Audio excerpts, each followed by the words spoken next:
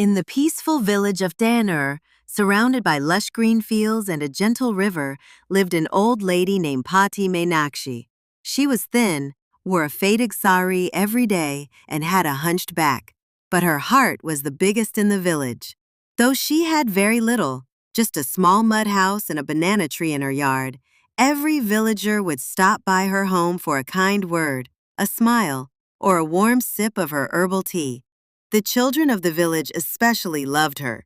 They called her Vakaipati because she often gave away bananas from her tree to anyone who came by.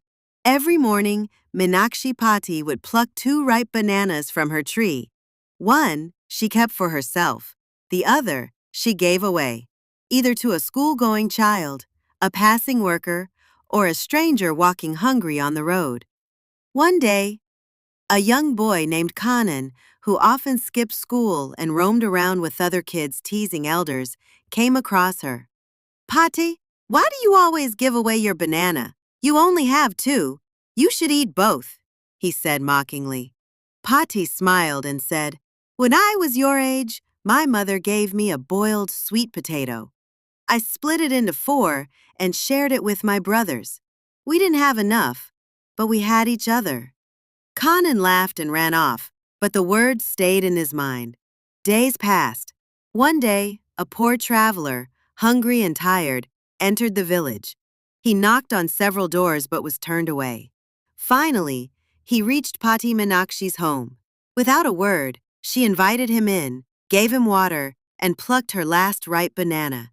She gave it to him with a smile. The traveler, with tears in his eyes, said, "Amma, I haven't eaten in 2 days. You have saved me."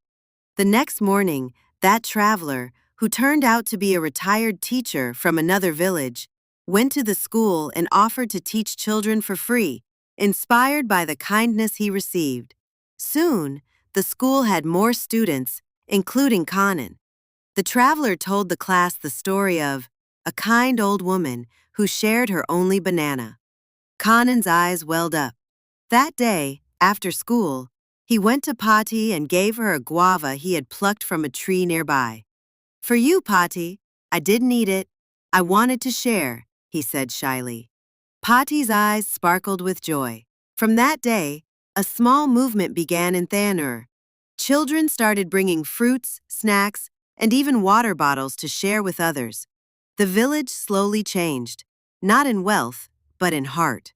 Meenakshi Pati passed away peacefully a few years later, but under her banana tree, the villagers built a small stone bench with a line carved into it.